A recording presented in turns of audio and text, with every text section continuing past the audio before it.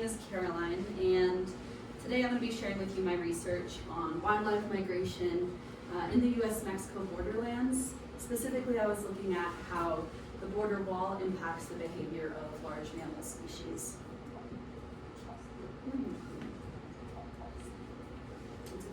Okay.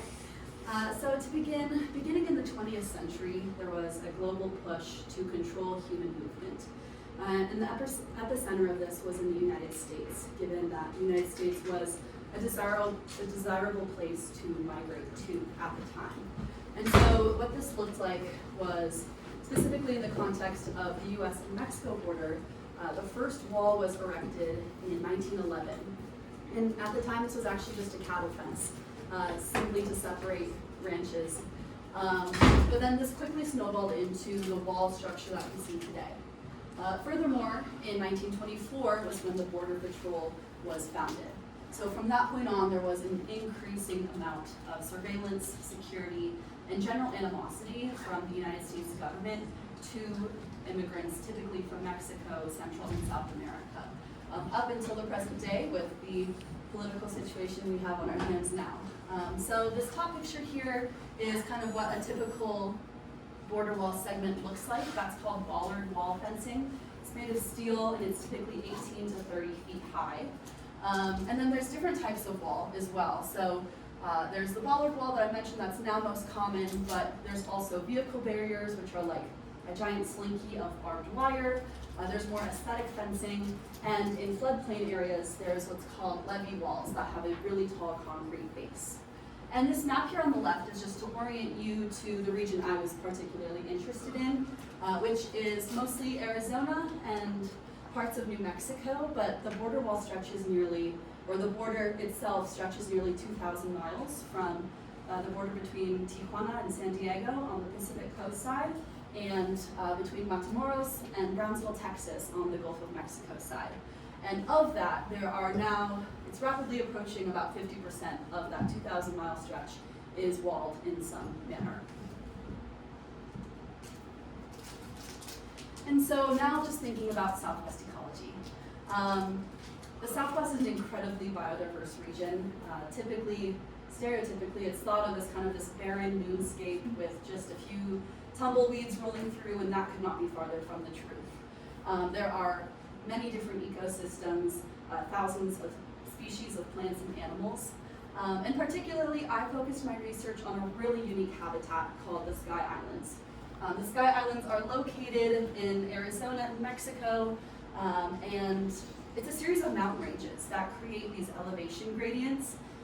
And the elevation gradients create many different microhabitats as you increase in elevation. So the types of habitats that you might find in the Sky Islands are things like fir forest, pine and oak woodlands, and then desert grassland and desert scrub as you go down in elevation. So this creates homes for around 1,500 species of plants and animals.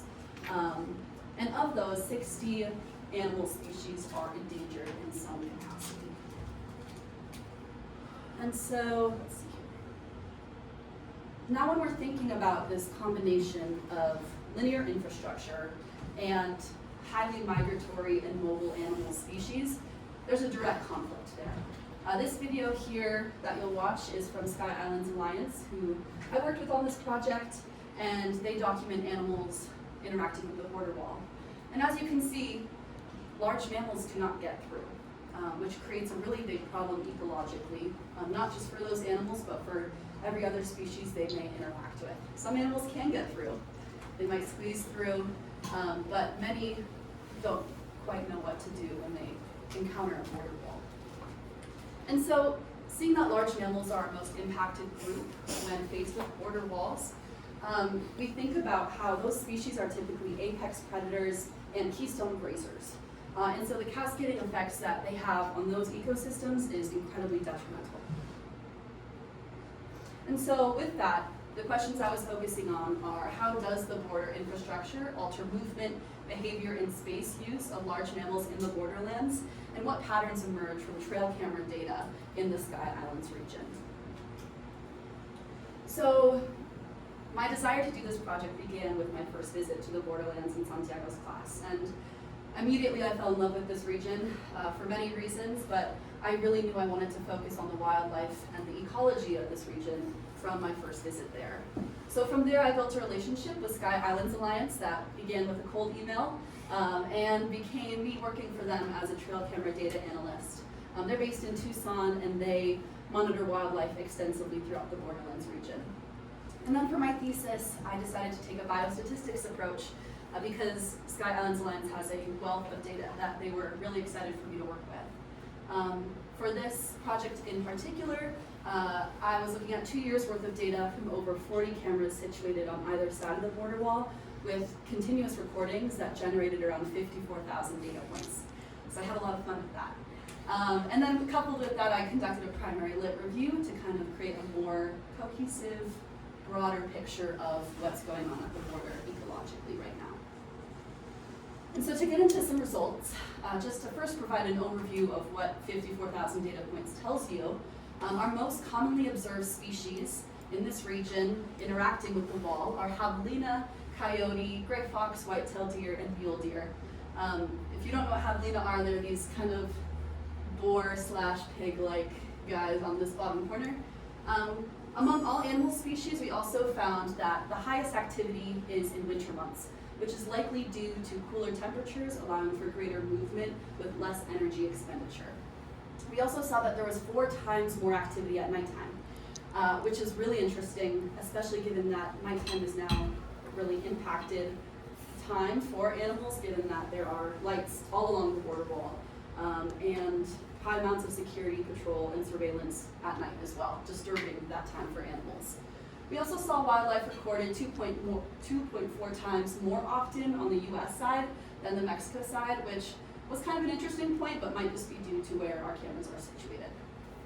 And then from this overview, I decided to take a closer look at behavior and wall type, and I found a few key takeaways, which are that wall type strongly influences animal behavior, and that wildlife corridors are crucial for animal movement.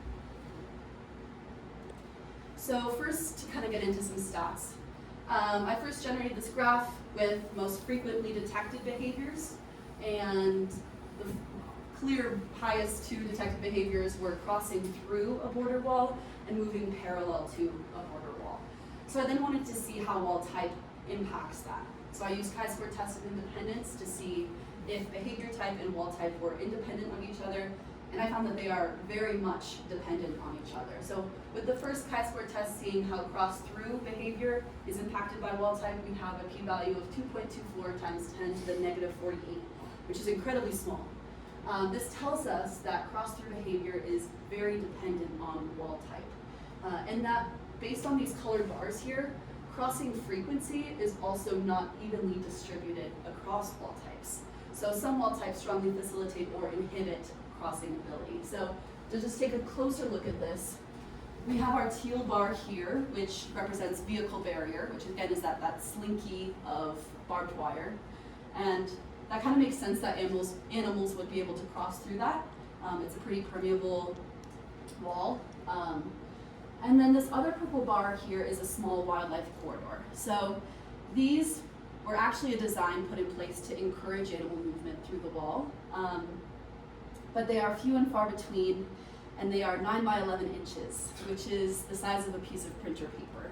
So when you have animals like black bear, deer, mountain lion, they can't fit through that. But clearly some animals are able to cross through at the wildlife corridors. So the second behavior we tested was move parallel behavior. And again, we have a p-value that's really small, actually even smaller, at 6.97 times 10 to the negative 92.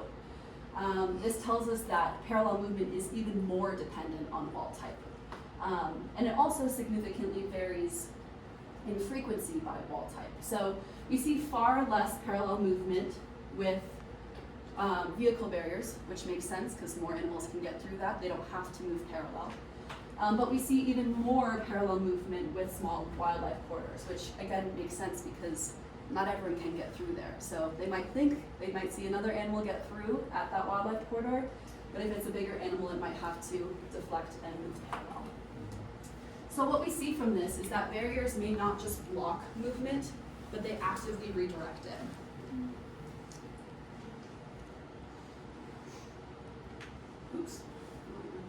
So what does all this mean? From this, we know that there is a strong statistically significant relationship between wall type and large mammal movement, and that movement patterns are not independent of border infrastructure.